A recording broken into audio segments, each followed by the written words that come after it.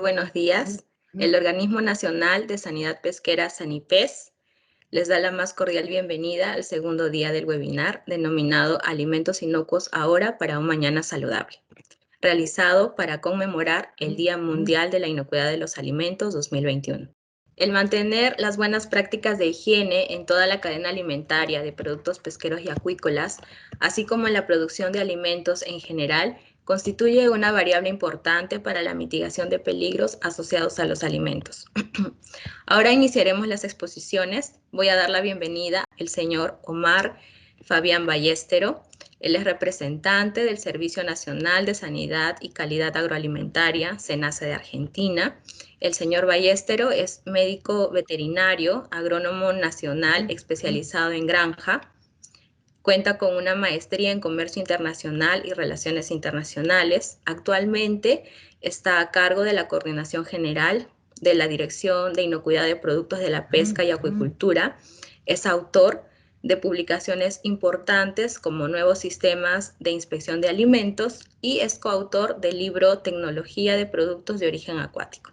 El tema que él nos presentará el día de hoy es relativo a la normativa y buenas prácticas de producción para la inocuidad en el sector pesquero. Adelante, por favor, señor Ballestero. Buenos días a todos. Quiero agradecer profundamente al SANIPES por el esfuerzo en la organización de este evento, que refiere justamente a la celebración del Día de la Inocuidad de los Alimentos, algo muy importante para todos nosotros que trabajamos permanentemente en garantizar la inocuidad de los productos pesqueros y de la acuicultura. Realmente creo que han hecho un esfuerzo muy importante, que está saliendo perfectamente bien, que estamos básicamente todos los representantes de Latinoamérica, de distintas organizaciones oficiales de Latinoamérica que están vinculadas a las garantías de la inocuidad de los productos de la pesca.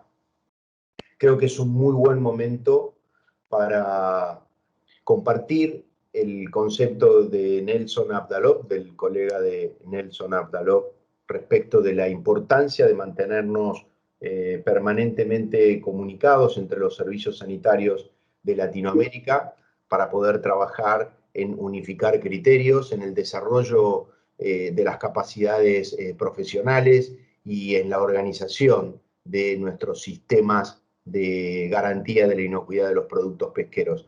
La verdad es que la Red PAN ha hecho muchísimo en estos últimos años respecto de unificar criterios y apuntalar el desarrollo técnico. Yo realmente tuve esa oportunidad de desarrollarme técnicamente a partir de, entre otras cosas, de la posibilidad de participar de la Red Panamericana y de conocer muchísimos colegas del ámbito regional. Por eso creo que es muy importante relevar ese concepto de Nelson respecto de la necesidad que tenemos en las distintas organizaciones de países latinoamericanos de unificar esfuerzos para poder trabajar de manera conjunta y organizarnos de manera conjunta. Me parece que eso es muy bueno, así que muchísimas gracias a la gente del SANIPES por participarnos y darnos la posibilidad y la voz.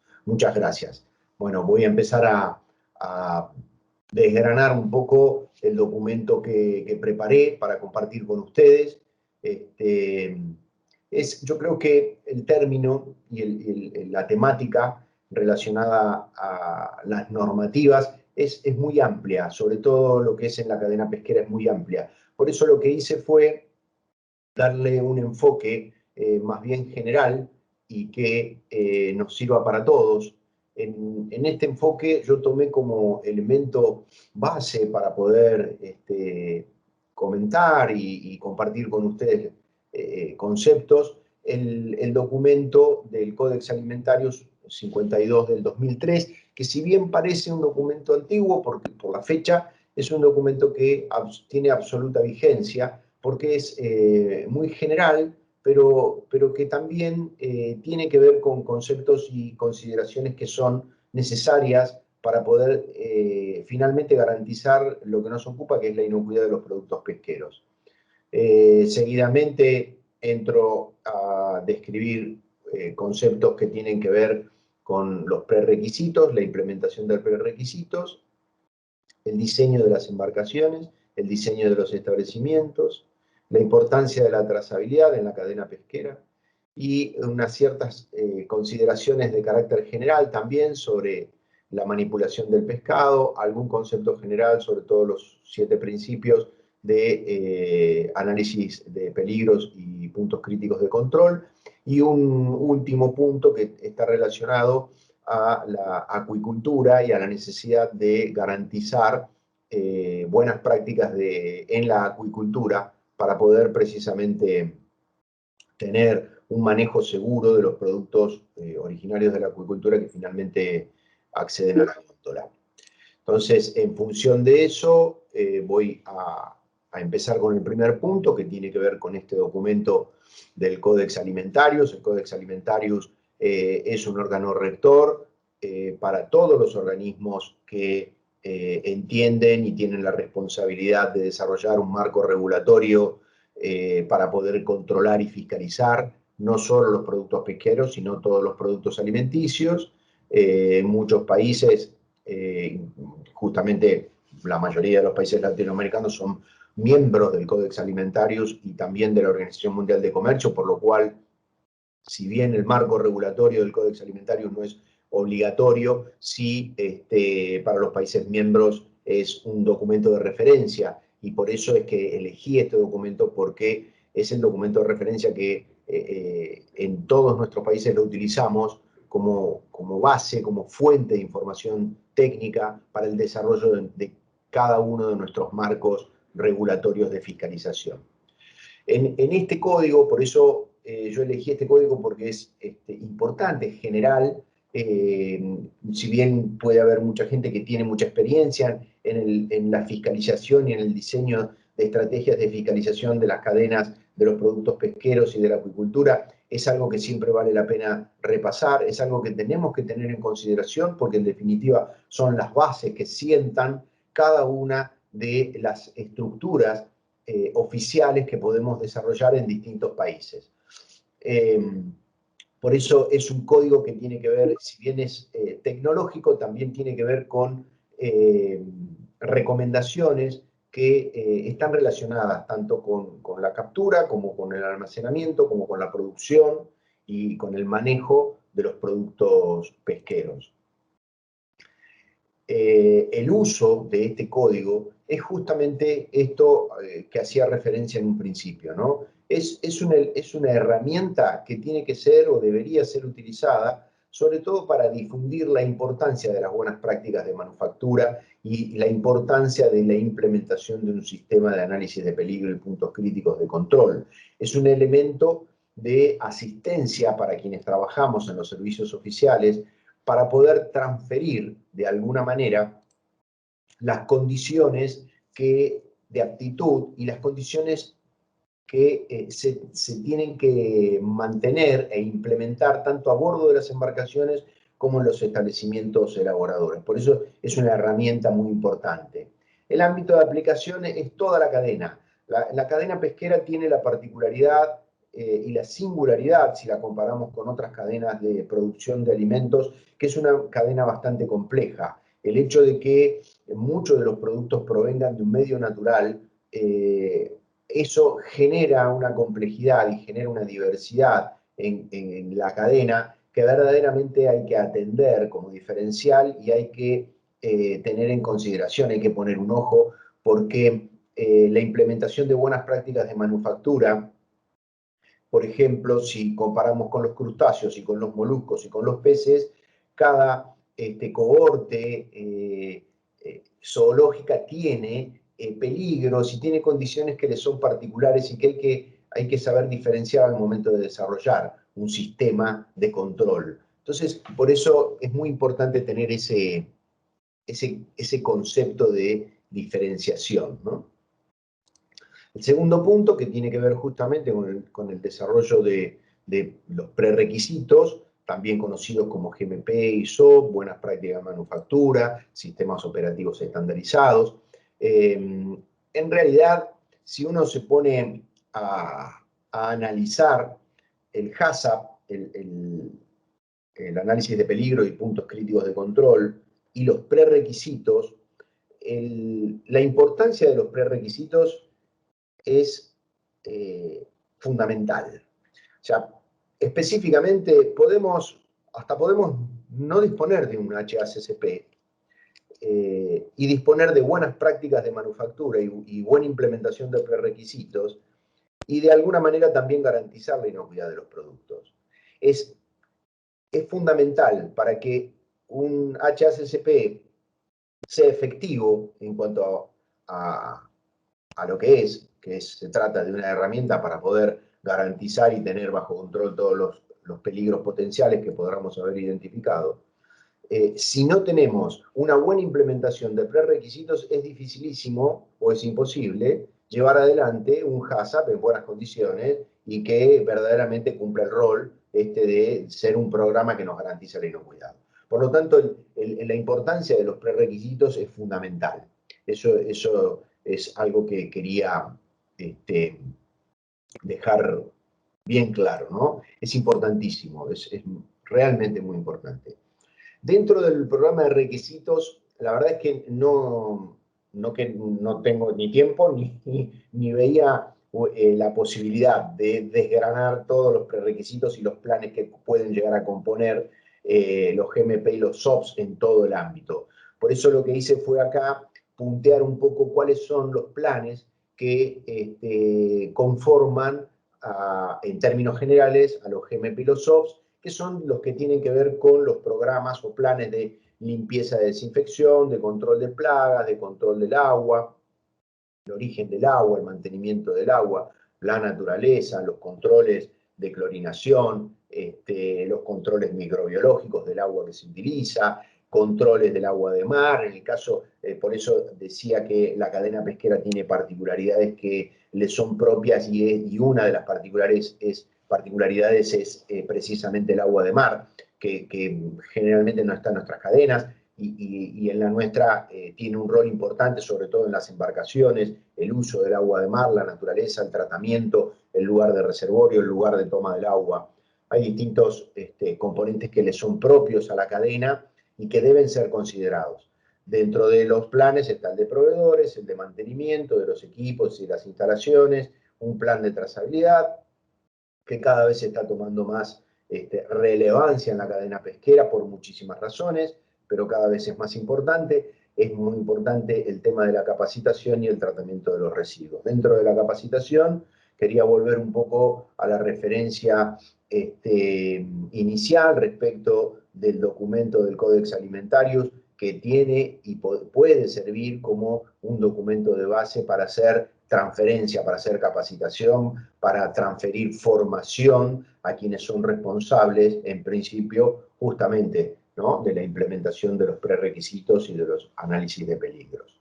El otro punto es el relacionado con las garantías de la inocuidad de los productos de la pesca y de la acuicultura, tiene que ver con el diseño de las embarcaciones de pesca y el diseño de las embarcaciones que se utilizan en el caso de la acuicultura, para la recolección de los productos que se producen en las granjas acuícolas, ¿no?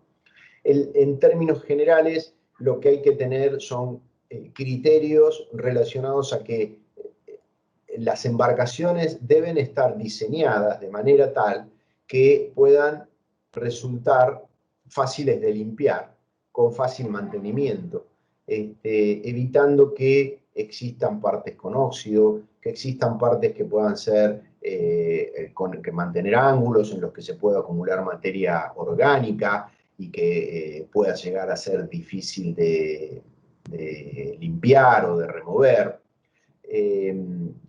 Uno de los elementos también que hay que tener en cuenta para las embarcaciones es que tienen que tener un diseño en el cual el agua pueda escurrir fácilmente y que se pueda limpiar de manera fácil, ¿no?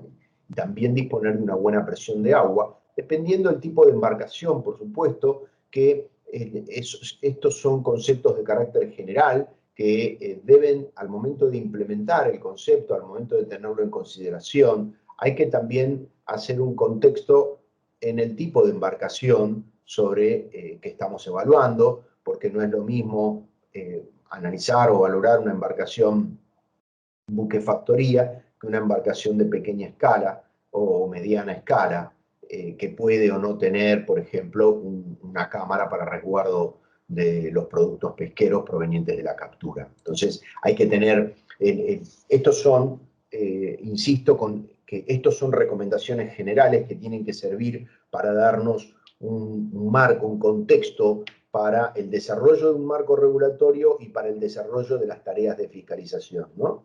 Y tienen que encajarse, tienen que contextualizarse en un marco de realidad en función de la cadena que estamos queriendo ordenar o que estamos queriendo fiscalizar o sobre la cual estamos trabajando. Por eso el documento del Códex insiste en esto, que tienen que ser, en marcos generales, las embarcaciones tienen que estar diseñadas a partir de materiales que sean lisos, que sean impermeables, que sean fáciles de lavar, que sean con materiales atóxicos, que puedan tener un fácil escurrimiento de todo lo que tiene que ver con la sangre, con los productos o subproductos de los procesos. Y acá, mientras estoy contando esto, hay cuestiones que por ahí se pueden llegar a contradecir y que tienen que ver con la presencia de madera en las embarcaciones pesqueras.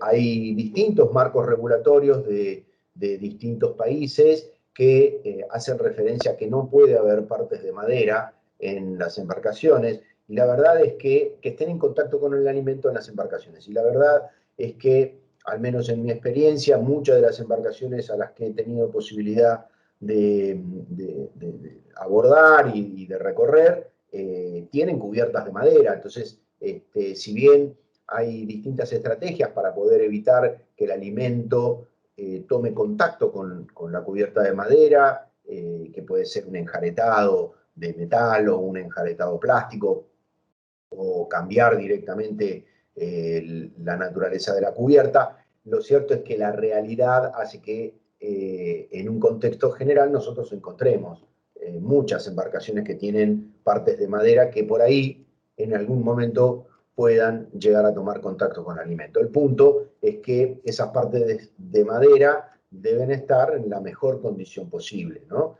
Tratando de minimizar, reducir al máximo la posibilidad o el riesgo de la contaminación, tanto física, como una porción de madera, como microbiológica, ante el caso de alguna contaminación bacteriana.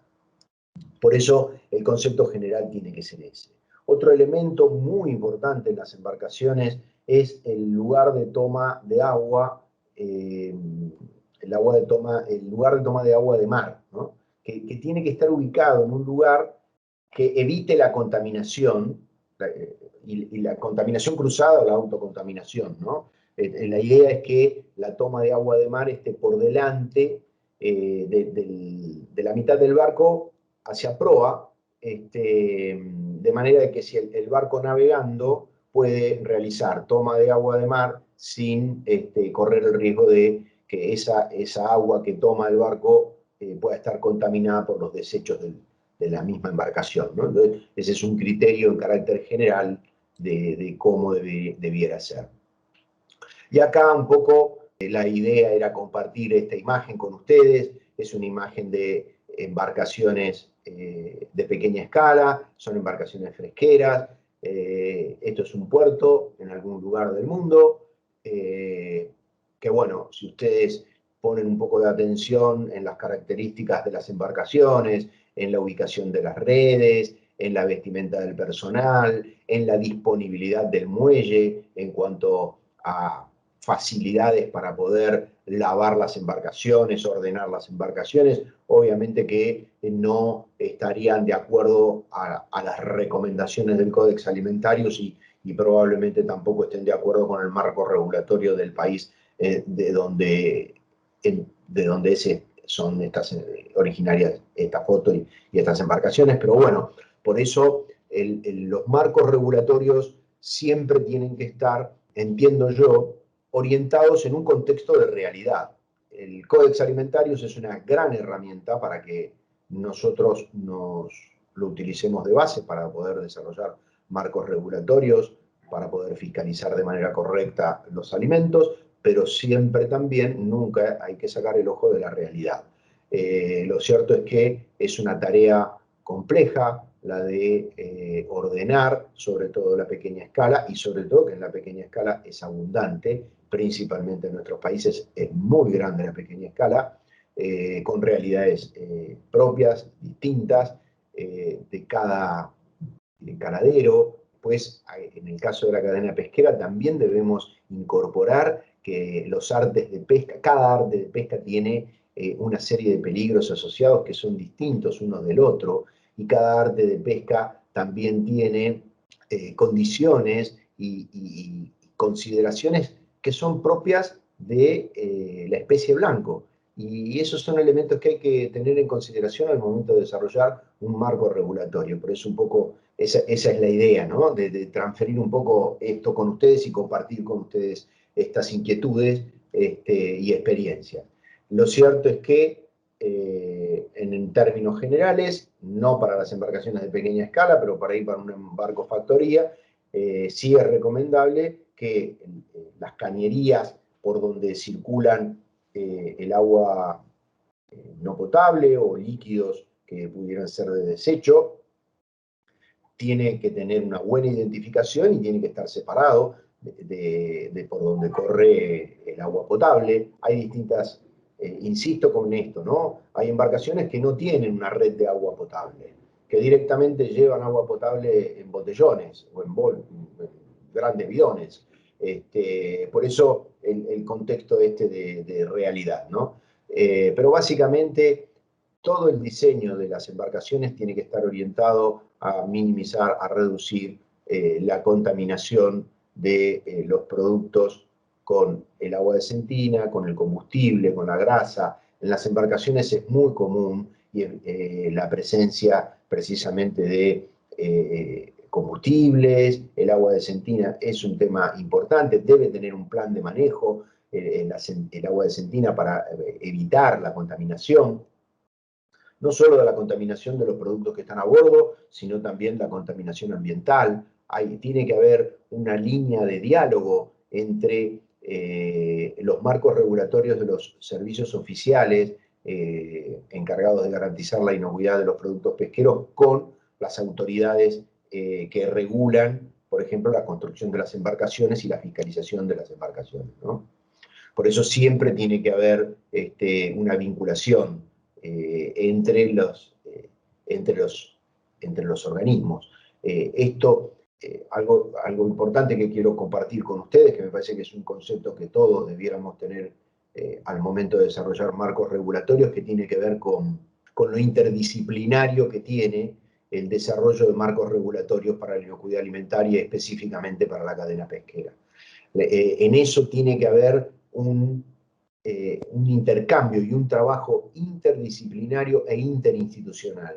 Y voy a esto. Es muy importante que las organizaciones, los sistemas nacionales de control de alimentos, orientados o relacionados con la garantía de los productos pesqueros, tienen que trabajar, por ejemplo, con los organismos marítimos, ¿sí? De control marítimo, de habilitación de embarcaciones. Tiene que haber un ida y vuelta, tiene que haber una comunicación, una vinculación, para poder desarrollar buenos marcos regulatorios y que sean coherentes.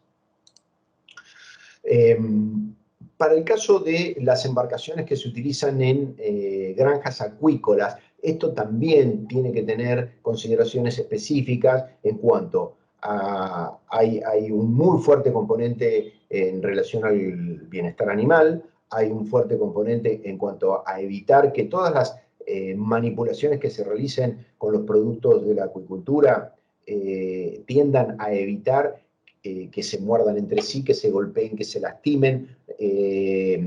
Los equipos tienen que estar desarrollados para evitar justamente ese tipo de problemas, ¿no? Que la captura y la recolección se realice de la mejor manera posible, evitando de la mayor manera posible el estrés, que se puedan realizar la clasificación por tamaño, por especie, dependiendo del tipo de granja acuícola en la que estemos enfocándonos, pero bueno, justamente hay realidades distintas en lo que tiene que ver las producciones de langostino camarón con las producciones de moluscos. Eso tiene que ver con la clasificación por tamaño, por especie, por estado de crecimiento, en el caso de la salmonicultura también, o en el caso de las truchas también. Hay que tener consideraciones específicas en cuanto a la cadena de producción, a la especie, y todo tiene que tender a minimizar el estrés del individuo, a minimizar el daño que, en definitiva, este producto de la acuicultura finalmente va a transformarse en un producto alimenticio, ¿no? Que pueda llegar a generar el desarrollo de patógenos que después nos pueda llegar a traer problemas.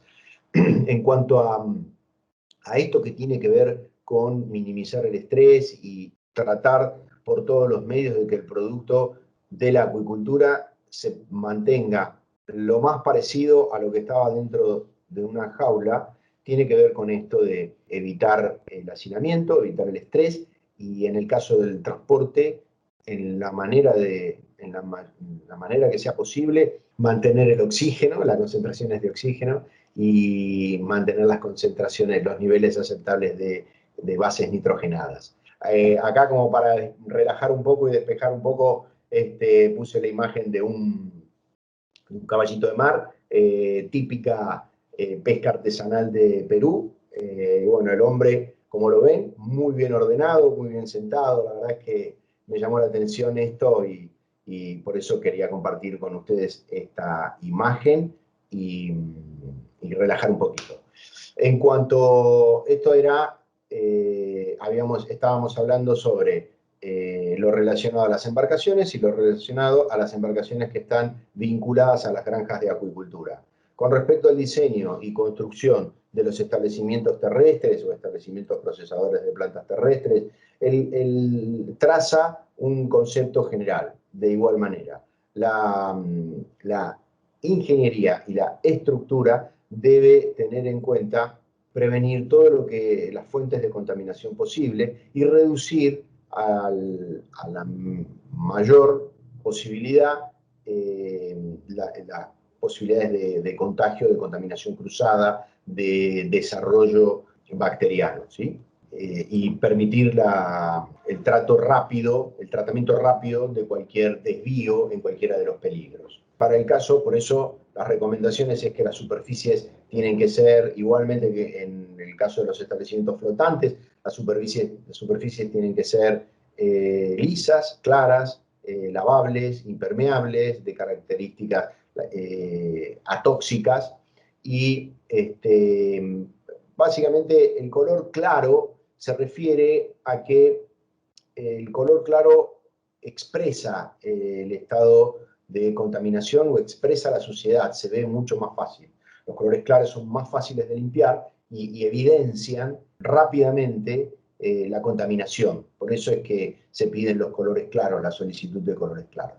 Los pisos, en cuanto al drenaje, hay distintos marcos regulatorios en distintos países que tienen incluida una obligatoriedad respecto de el drenaje o la caída que tienen que tener los pisos, pero eso, insisto, en algunos países puede ser del 2%, una pendiente del 2%, para que facilite el escurrimiento, pero eso también, insisto, en que debe ser analizado en función del establecimiento y en función de la naturaleza del tipo de proceso que se va a realizar en el establecimiento. A veces un 2% es mucho o a veces es poco, dependiendo el piso y el equipamiento que está operando arriba del piso, ¿no? En ese piso que estamos diseñando para un establecimiento, porque por otro lado, lo ideal sería que el establecimiento que va a procesar o elaborar alimentos pesqueros se diseñe para tal fin y no al revés. Muchas veces lo que ocurre es que hay establecimientos que ya están construidos, que se dedicaban a cualquier otra línea de proceso de otro tipo de alimento, que son, se transforman en establecimientos pesqueros. Y ahí es donde hay que justamente entrar a hacer malabares para que el diseño sea adecuado para el tipo de producto que nosotros estamos procesando. Seguidamente tengo dos imágenes para distender un poquito. La imagen de la izquierda, ustedes ven una serie de guantes colgados, eso obviamente tiene que ver con muchas cosas. Cosas, por un lado, del diseño del establecimiento, indudablemente no está preparado para que los operarios pongan los guantes de manera adecuada o recomendable, y tampoco hay lugar donde poner los guantes. Obviamente que eso es un ejemplo de, fíjense que están los guantes arriba y abajo están los delantales, por lo cual todo lo que hay guantes de goma y hay guantes de trabajo que no son de goma, de tela, ¿no? Tejidos. Esto es un ejemplo de, bueno, obviamente falta el cumplimiento de buenas prácticas de manufactura, y en lo mismo ocurre en la imagen de la derecha, en donde se ve pescado sin hielo directamente, probablemente una lona que ven ahí, que probablemente se utilice cuando el negocio se cierra, probablemente se utilice para tapar lo que le quedó, si es que si le quedó algo, ¿no? Pero bueno, quería salir un poco de la dinámica del texto y compartir con ustedes algunas imágenes de ejemplos de eficiente implementación de buenas prácticas de manufactura.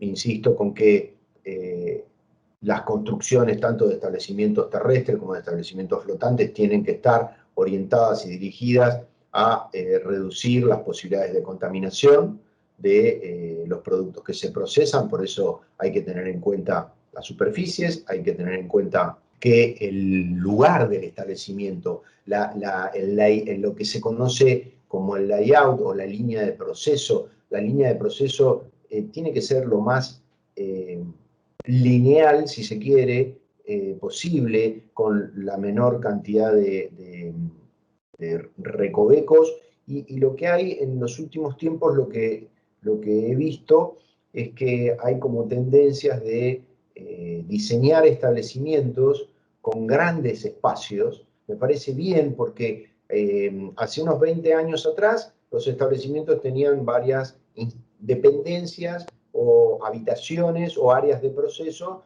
tabicadas con paredes y con troneras por donde pasaba el producto en su distinto pasos o procesos de elaboración.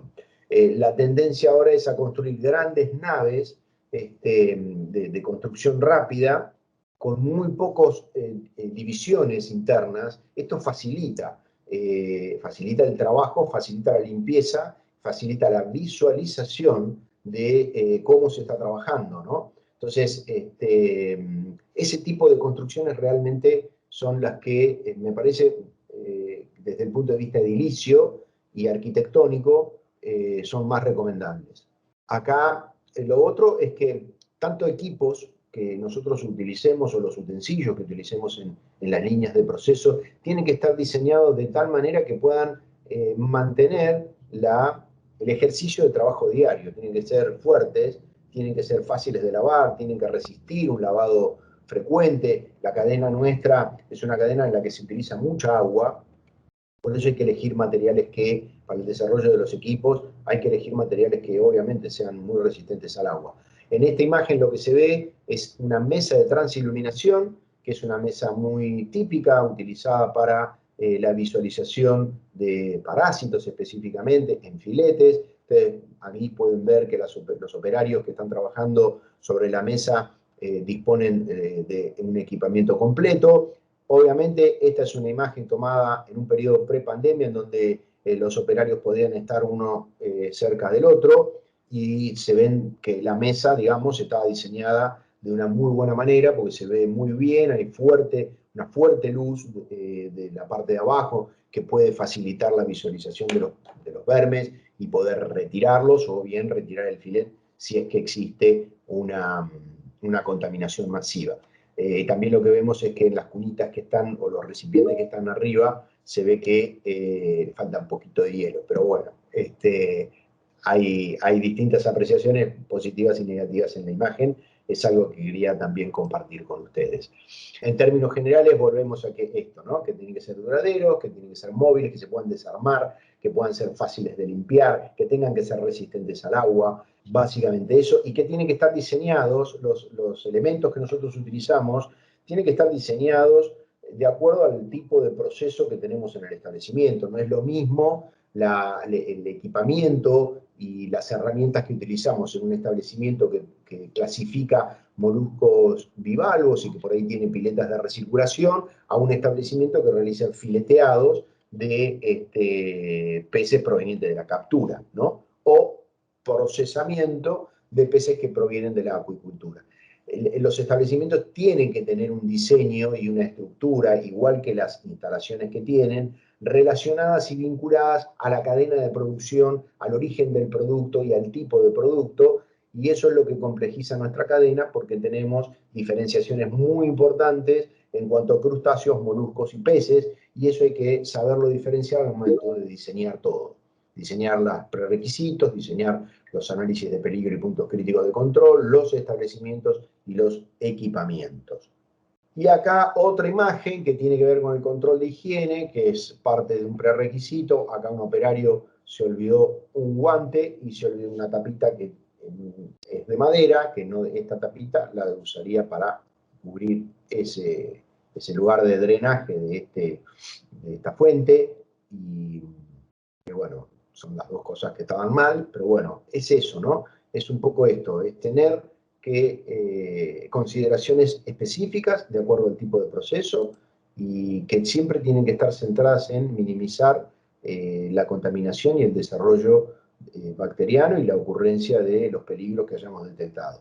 Esto es una imagen de este diseño de establecimientos que les comentaba recién, tendiente a no tener habitaciones internas, espacios internos, lugares, recovecos, pasillos, una gran nave en donde se disponen mesas de trabajo, donde los operarios pueden trabajar tranquilamente y yo puedo a través de estos sistemas tabicar los espacios, incluso en consideración de los peligros que puedo haber detectado desde el punto de vista técnico y en función del análisis de peligro que pudiera haber hecho por un lado, y por el otro lado es algo con lo que siempre se discute entre quien desarrolla un análisis de peligro y puntos críticos de control, que es la gerencia de producción, ¿no? O el área de producción. Siempre hay un tironeo entre, bueno, la gerencia de producción necesita que el producto salga en un determinado volumen, a un determinado tiempo, para cubrir necesidades de algún cliente, ¿no? Y muchas veces eso se contrapone con los resultados del análisis de peligro. Bueno, acá, en estos establecimientos que tienen este gran espacio, que son básicamente un gran espacio de trabajo, tienen estas posibilidades, tienen la posibilidad de maniobrar y darle distintas formas al establecimiento en función del tipo de producto, el tipo de proceso. Los programas, esto tiene que ver con los prerequisitos, que tiene que ver con el control de plagas, el control de la limpieza y la desinfección, el control tiene que haber un establecimiento, un diseño por donde van a discurrir los desechos o los productos, los residuos, tiene que haber identificación de los recipientes que van a llevar los residuos. Y llegamos a un punto importante que cada vez, como les comentaba, está teniendo más relevancia, sobre todo en la cadena pesquera, vinculado a las garantías de la inocuidad, a las garantías de la IUU, la pesca ilegal, no declarada, no reglamentada, el compromiso que tienen todas las autoridades nacionales para con Naciones Unidas respecto del control del origen de los productos pesqueros. Entonces, justamente los programas de trazabilidad cada vez están teniendo mayor importancia en todos los países. Para el caso nuestro, para el caso latinoamericano, entiendo yo, y principalmente una realidad que estoy viendo, es que es necesario fortalecer las herramientas de trazabilidad de todas las cadenas pesqueras nuestras a partir de poder identificar efectivamente el origen del producto y hacer la posibilidad de hacer recall o recuperación de los productos que finalmente están en góndola. Por un lado, por el otro lado, cada vez los mercados externos están desarrollando marcos regulatorios tanto privados, como son las certificaciones privadas, como marcos regulatorios oficiales vinculados a la necesidad de garantizar no solo el origen legal de los productos pesqueros, sino que también sea verdaderamente que se trate del pescado que se está poniendo en góndola en cuanto a la especie, en cuanto al cuidado del recurso, en cuanto a que se provenga de un lugar donde las medidas de manejo tienden a garantizar la sustentabilidad de los recursos.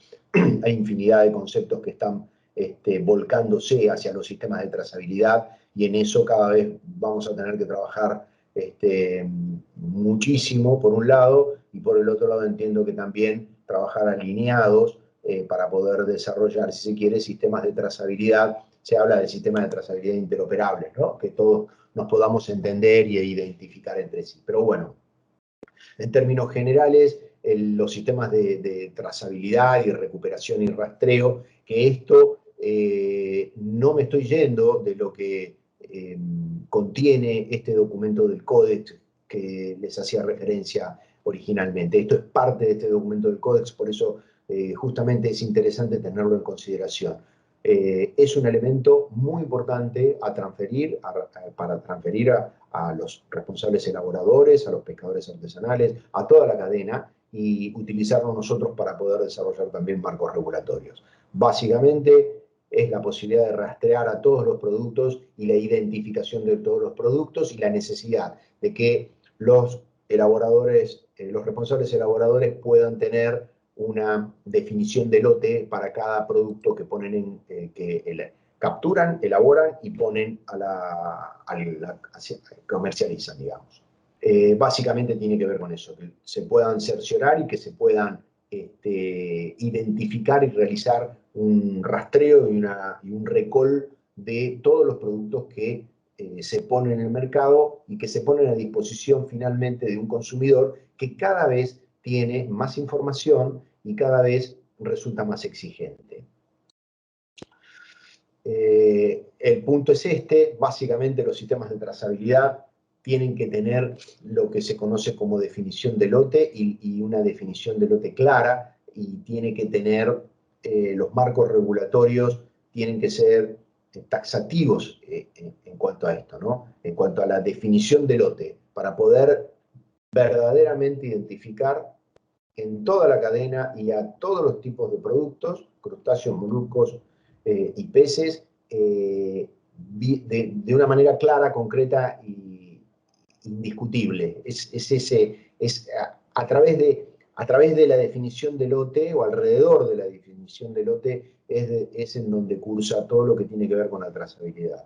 ¿Qué tiene que tener un elemento de trazabilidad? Esto sí lo incorporé yo, de mi parte, esto no es parte del documento del Códex, pero creo que con la idea de aportar estos componentes básicos de un sistema de trazabilidad y compartir con ustedes esta idea, es que los sistemas de trazabilidad en general tienen que poder identificar los productos entrantes, el ingreso de materia prima, el producto elaborado y el producto que sale, el producto que se destina al consumo. Básicamente, en términos generales parece sencillo, pero al momento de implementarlo, con la diversidad que tiene la cadena nuestra, se torna un poquito complejo. Pero básicamente es eso con la definición de lote. En cuanto a consideraciones generales para la manipulación del pescado, esto es un elemento que está así dentro del documento que les decía, y tiene que ver con esto de, en términos generales, lo que el responsable elaborador tiene que tener en consideración es que al poner un producto pesquero en góndola, es que lo tiene que poner libre de parásitos, libre de contaminación microbiana, que no provenga que no contenga sustancias o elementos tóxicos, en el caso de los moluscos, por ejemplo, o residuos de medicamentos, en el caso de los productos de la acuicultura.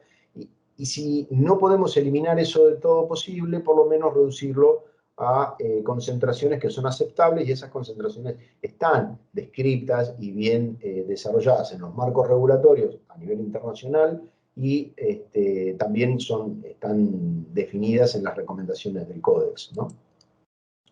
Pero básicamente lo que hay que tener en cuenta es que no puede ponerse a la venta un producto que no está apto para el consumo, y era el caso, por ejemplo, de estos pescados que vimos en esta foto, en donde probablemente hayan tenido algún grado de deterioro porque no tenían hielo, ¿no?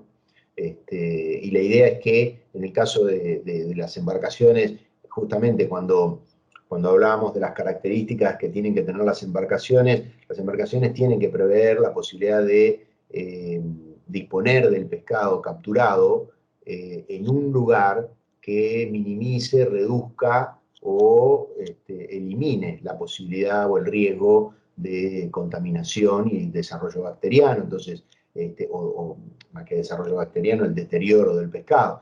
Para eso tiene que prevenir la posibilidad de disponer de hielo, suficiente cantidad de hielo en escama, o bueno, la capacidad de frío, dependiendo del tipo de embarcación, pero básicamente esas son las consideraciones, ¿no? Hay que tener en cuenta que el pescado, bueno, una de las características que tiene es que es una carne muy noble, que se deteriora rápidamente y que rápidamente tenemos que procesarla y mantenerla en condiciones para evitar precisamente que el deterioro ocurra, ¿no? Uno de los elementos, en función de esto que comentaba, que la carne del pescado es una carne muy noble, pero que se deteriora rápidamente, los elementos que corren contra el cambio organoléptico, las modificaciones organolépticas de los productos pesqueros, son el tiempo y la temperatura. Son los dos elementos con los que quienes somos responsables de garantizar la inocuidad de los productos pesqueros tenemos que estar permanentemente atentos, ¿no? Tanto el tiempo transcurrido, desde el tiempo subcero o el tiempo de captura, como la temperatura a la que se mantuvo el producto desde el momento de la captura hasta el momento de la puesta en góndola, son dos elementos que influyen de manera muy importante en el mantenimiento de las condiciones organolépticas de aptitud de todos los productos pesqueros que trazan la cadena de producción. Así que estos dos elementos son los que tenemos que tener muy en cuenta, y el documento de Códex justamente habla de mantener los productos en la manera de lo posible a 0 grado. Entiendo la recomendación, desde el punto de vista técnico es lo recomendable y es lo que corresponde. Lo que también conozco es que es muy difícil, muchas veces en la pequeña escala, mantener este 0 grado. Por ahí podemos llegar a 3 grados, 4, 5, pero la verdad es que mantener a 0 grado un producto en una embarcación pequeña, de pequeña escala, entiendo que es un desafío, ¿no? Es un desafío. Pero bueno, son las recomendaciones y es lo que justamente deberíamos tener en cuenta. En cuanto al tema relacionado a la acuicultura, bueno, básicamente el documento trata sobre lo mismo, sobre minimizar las posibilidades de daño que le pueda llegar a generar al producto originario de la producción intensiva o semi-intensiva, la producción acuícola, ¿no? Que tiene que ver con disminuir el estrés, disminuir los daños que puedan ocurrir. Y el último punto es el anteúltimo, es el análisis de peligro y puntos críticos de control. Yo creo que en la audiencia hay mucha gente que conoce sobre esto, por eso también, y la idea es que esto es una reunión de técnicos para celebrar el Día de la Inocuidad y no un curso de HACCP. Entonces, un poco lo que me pareció adecuado es trazar un camino sobre un poco de qué se trata el HACCP, que muchos lo saben. Esto, básicamente, el HACCP vino a incorporar el concepto de principios científicos para el desarrollo de programas y de herramientas tendientes a disminuir, minimizar o eliminar riesgos y peligros de la contaminación de los productos alimenticios en términos generales, y bueno, la historia de Pillsbury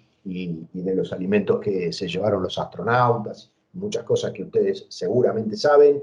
De ahí surge el HACCP. El HACCP fue adoptado por todas las cadenas alimentarias.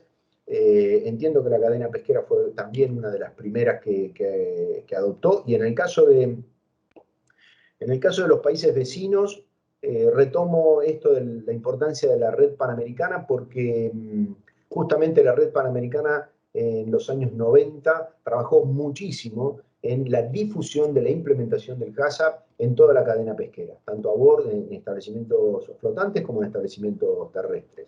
Es un elemento que nos sirvió a muchos para poder formarnos en conceptos de HACCP y la vinculación del análisis de peligro y puntos críticos de control. Y si mal no recuerdo, aquí puse los 7 principios que tienen que ver con este análisis que tienen que hacer los responsables del desarrollo del análisis de peligros y puntos críticos de control al momento de abordar una línea de proceso cualquiera sea.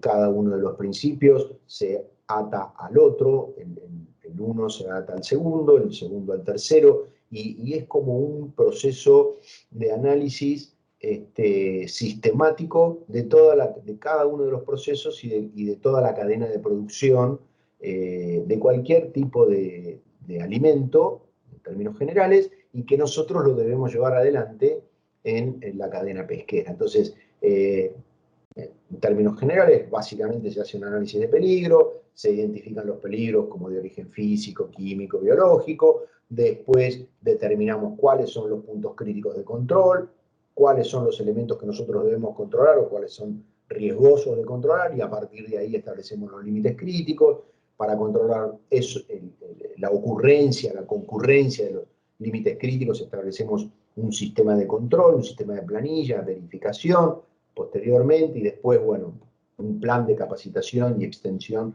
a la gente que está vinculada a cada uno de los procesos que identificamos como puntos críticos de control, y capacitación a todo el personal, incluyendo obviamente al personal gerencial, al personal de producción, ¿sí? Pero en términos generales, eso es el HACCP, el análisis de peligro y puntos críticos de control, una herramienta fundamental para poder garantizar la inocuidad de los productos alimenticios en general, específicamente los productos pesqueros, que, a mi entender, si no tiene una buena implementación de prerequisitos, es chamullo, como decimos en Argentina, es verso. O sea, un HACCP muy bien escrito, muy bien desarrollado, un análisis de peligro muy bien hecho y todo, pero si yo no tengo una buena implementación de los prerequisitos, si no tengo una buena implementación de GMP y SOPs a bordo de un establecimiento, y el HACCP lo puedo tener escrito, pero la verdad es que lo que me garantiza que el HACCP sea útil de alguna manera es la buena implementación de los prerequisitos, de buenas prácticas de manufactura y de sistemas operativos estandarizados. Por último, este sí prometo es el último, el tema, abordar lo que tiene que ver con la producción acuícola, ¿no? El documento, justamente, fíjense que no es un documento muy nuevo, sin embargo, incluye la consideración de la acuicultura y la responsabilidad que tienen los productores acuícolas respecto de mantener la condición de inocuidad y el foco sobre la salud humana en los productos que se producen, ¿no? Entonces, por eso recomienda el documento de Códex Alimentario, lo que hace es una recomendación de mantener el código de conducta de la pesca responsable en el caso de las producciones de acuicultura. Y en esto tiene que ver con el análisis de la producción acuícola, ¿no? La idea es que previo al diseño y al desarrollo de un sistema de producción acuícola tenemos que considerar el lugar geográfico donde lo vamos a poner, el tipo de especie que vamos a producir, si vamos a generar daño o no en el entorno natural, si vamos a generar daño o no en las comunidades cercanas. En el caso de que establezcamos sistemas de producción intensivo, semi-intensivo, tener en consideración para el desarrollo de la producción, mantener a los sistemas productivos libres de enfermedades de declaración obligatoria ante la OIE. Entonces hay que tener un manual de pruebas diagnósticas para enfermedades de OIE. Mantener permanentemente el control sobre el estado de salud de los peces que se tienen en los estanques o en las jaulas o en los lugares, en piletas de recirculación. Por eso las consideraciones en términos generales son la selección del emplazamiento, un poco lo que les decía, me adelantaba a esto, que tiene que ver con el lugar geográfico donde se va a instalar la granja, el cuidado del medio ambiente en cuanto al vuelco de fluentes, en cuanto a la toma de agua, en cuanto a las posibilidades de escape, el daño la vinculación del sistema productivo intensivo con las comunidades cercanas, es decir, que no genere la instalación de un sistema de producción de acuicultura, no genere daños a las poblaciones cercanas, pequeños pescadores artesanales o distintas realidades que pueda haber en el medio. Entonces tiene que haber una vinculación entre quien se dedica a la producción intensiva de peces y las comunidades cercanas. Tener en cuenta esto, si se trata de sistemas de recirculación, de circuitos cerrados de agua, hay que tener en cuenta justamente la naturaleza del agua que se va a utilizar por un lado, y por el otro lado el destino que se le va a dar al agua que se vuelca, que se saca del sistema de recirculación por distintas razones. Y después, básicamente, los emplazamientos deben hacerse funcionar de manera que no afecten perjudicialmente a la salud y poder garantizar esto, ¿no? Que los productos que se van a poner finalmente al consumo, las granjas son seguros y las granjas trabajan sobre la implementación de buenas prácticas de manufactura y programas que aseguren la inocuidad. Básicamente, en cuanto a las consideraciones generales, es esto que les decía: controlar la calidad del agua, controlar que deben estar ubicadas en lugares también que no generen riesgo a las especies propias, ¿no?, del lugar donde se radica la granja. El diseño y la construcción de las granjas también tienen que estar relacionadas en cuanto a esto: minimizar la posibilidad de escapes, asegurar el control de todos los peligros que pudiera haber relacionados al vuelco de todos los residuos que pueda llegar a generar este tipo de piscifactoría, ¿no?, o de granjas acuícolas. Gracias. Muchas gracias. Muchas gracias, señor Ballesteros, por su intervención. En este momento vamos a abrir la ronda de preguntas. La primera es: ¿qué tecnologías usan para abastecer de agua inocua a los desembarcaderos pesqueros y su sistema de desagüe? De acuerdo a eso, hay marcos regulatorios. En el caso de Argentina tenemos marcos regulatorios de que los lugares de desembarco tienen que garantizar proveer de agua segura. ¿Y esto qué tiene que ver? Esto está relacionado con que en los lugares de desembarco, los muelles, tiene que haber una red de agua potable que pueda estar garantizada de que se trata de agua potable. En el caso nuestro, esa red de agua potable se garantiza a través de los organismos municipales, o provinciales o oficiales, y no hay un organismo privado que provee de agua.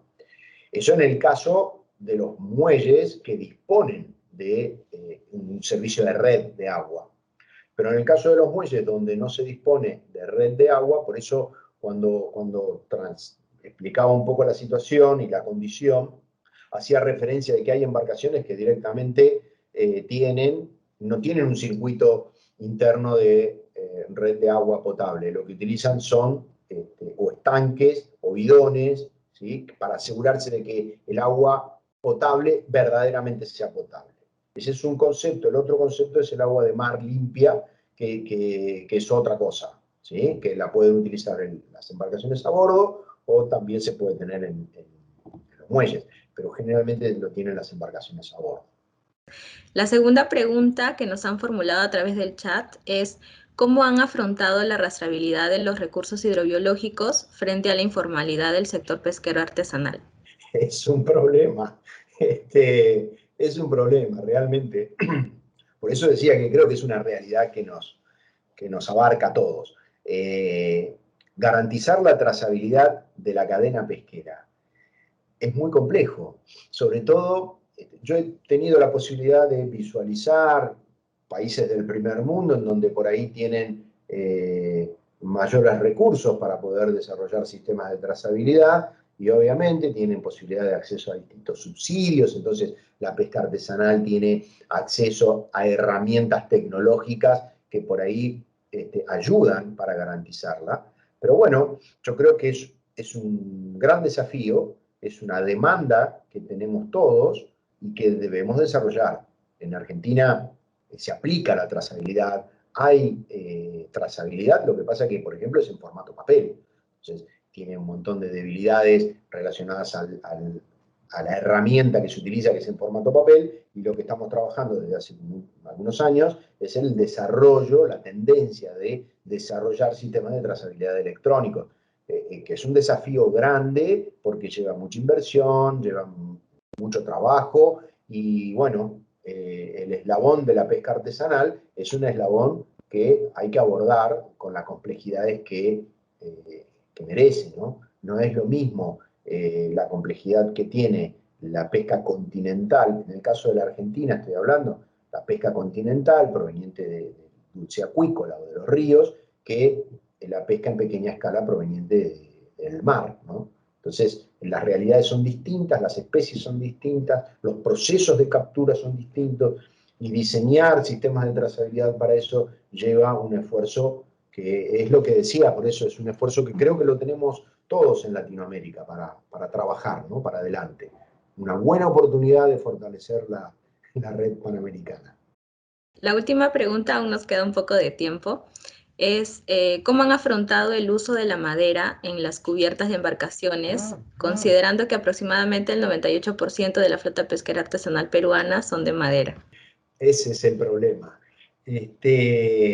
Nosotros justamente, no me voy a olvidar, por eso lo comento como parte de la experiencia, hemos tenido auditorías, servicios de terceros países en Argentina, donde ante el hallazgo de una cubierta de madera en un barco, recordaron que el marco regulatorio explicaba taxativamente que no podía haber parte de madera. Entonces, eso en los barcos de mediana altura y de gran altura lo resolvimos con un marco regulatorio que solicita o requiere que estas embarcaciones cubran la cubierta con un enjaretado plástico o de metal, lavable, desarmable. Entonces, básicamente, barcos flotantes poteros, que son los que se dedican a la captura del calamar, y tangoneros, los que se dedican al langostino, y los barcos de altura que hacen proceso a bordo o que hacen congelación o algún tipo de proceso, esos barcos que eran grandes, barcos de 60, 70 metros de eslora, barcos muy grandes, esos barcos resolvieron esa exigencia normativa a través de armar este enjaretado, que es una especie de plataforma, que puede ser de metal o de plástico, antideslizante para el marinero, para el operario, que se arma y se desarma cuando el barco está operando. Eso fue una medida de solución para ese tipo de embarcaciones. Pero obviamente que para el caso de las embarcaciones de pequeña escala, eso no es factible, eso no es posible. Así que si no existe un subsidio mediante a través del cual reemplazar las embarcaciones de madera por embarcaciones de naturaleza, de otro material, seguiremos con las embarcaciones de madera, que muchos de ustedes conocen, las típicas de el puerto de Mar del Plata, que son amarillas, seguiremos con eso, mientras no sea factible. Por eso está todo relacionado, ¿no es cierto? Eso es un poco también un concepto que compartí, que me gustó compartir con ustedes, esto de la necesidad de trabajar de manera vinculada, interdisciplinaria e interinstitucional. Porque para la habilitación de las embarcaciones, que no ocurre en el ámbito de los sistemas nacionales y garantías de la inocuidad de los productos pesqueros. Ocurre en los ámbitos de autoridades marítimas. Entonces, las autoridades marítimas también deben tener un marco regulatorio para las embarcaciones pesqueras que esté en relación a las exigencias que tienen los principales mercados del mundo o las necesidades que hay que tener, que garantizar en cuanto a la infraestructura y al diseño de las embarcaciones pesqueras. Pero es un tema que también nos impacta. Es muy difícil, son temas muy difíciles de resolver. De hecho, usted mencionó dentro de su ponencia acerca de la importancia de unificar criterios, ¿no? A mí me gustaría consultarle qué desafíos nos quedan a todas las autoridades sanitarias que conformamos la parte latinoamericana para lograr esta uniformización de criterios que va a contribuir de cierta forma también a que, a que se agilicen trámites para poder comercializar, ¿no? Justamente esto que han desarrollado ustedes desde el SANIPES a los efectos de celebrar el Día de la Inocuidad, yo creo que es algo que deberíamos repetir entre todos los organismos de Latinoamérica. Porque en definitiva se trata de esto, se trata de ponernos en contacto, se trata de poder unificar los criterios de distintas autoridades sanitarias de distintos países, poder transversalizar los criterios de inocuidad, poder compartir las distintas experiencias y estrategias para resolver cuestiones que nos son comunes. La verdad es que Latinoamérica históricamente, primeramente, exportó minerales y después exportó y sigue exportando alimentos.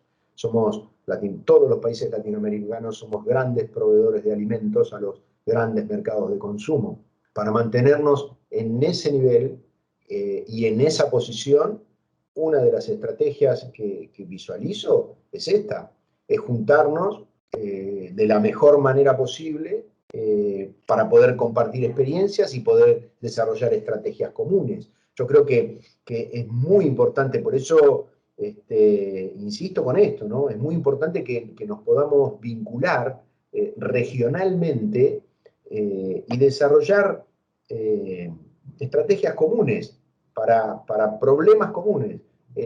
Un problema puede ser la trazabilidad, el otro problema puede ser las cubiertas de madera en las pequeñas embarcaciones, otro problema puede ser la existencia de metales pesados en algún tipo de producto de origen de la captura. Se me vienen a la cabeza distintas situaciones o problemáticas que por ahí nosotros estamos tratando ahora y que, bueno, justamente eso en términos de relaciones internacionales también forma parte de lo que se conoce como multilateralismo. Es parte de, el multilateralismo es parte de esto, ¿no? O esto es parte del multilateralismo. Tenemos que generar vínculos, generar red de expertos, red de técnicos, red de funcionarios para trabajar entre todos y entre todos poder establecer estrategias y políticas comunes para todo esto que viene siendo en principio el balance, la importancia que tienen los alimentos que provee Latinoamérica en el mundo es muy grande. Y esa importancia yo creo que hay que capitalizarla. Y capitalizarla se trata de esto, se trata de poder juntarnos, de poder tratar estrategias comunes en cuanto a esto que tiene que ver con diseñar sistemas para poder garantizar que los productos son inocuos y que pueden llegar a cualquier mesa de cualquier consumidor en cualquier parte del mundo. Esto es una estrategia que, por eso insisto, lo de ustedes lo celebro y ahí tenemos que juntarnos más seguido. Es eso. Bueno, de hecho sí, esta es una plataforma muy importante para formar lazos, ¿no? entre autoridades sanitarias. Tengo una última pregunta. Considerando parte de ingeniería del diseño que debe garantizar la seguridad y funcionalidad de la misma embarcación, ¿cuál es la importancia en la interacción interdisciplinaria para establecer requerimientos sanitarios en referencia a las embarcaciones? Bueno, un poco la importancia es esa, ¿no? Justamente lo interdisciplinario tiene que ver con la participación de la ingeniería. No solo tienen que participar microbiólogos, veterinarios, ingenieros en alimentos, ingenieros pesqueros, sino también ingenieros en el diseño de embarcaciones, ¿no? y eso es el abordaje interdisciplinario al que me refiero, es justamente a ese. Ese por un lado, y por el otro lado, quienes establecen las normas para otorgar permisos de navegabilidad a las embarcaciones son las autoridades oficiales de distintos países, llame como se llame, pero en todos los países tenemos autoridades oficiales que son las que extienden permisos de navegabilidad, y para eso hacen análisis sobre los planos de las embarcaciones. Bueno, para el diseño de los planos de las embarcaciones interviene un ingeniero.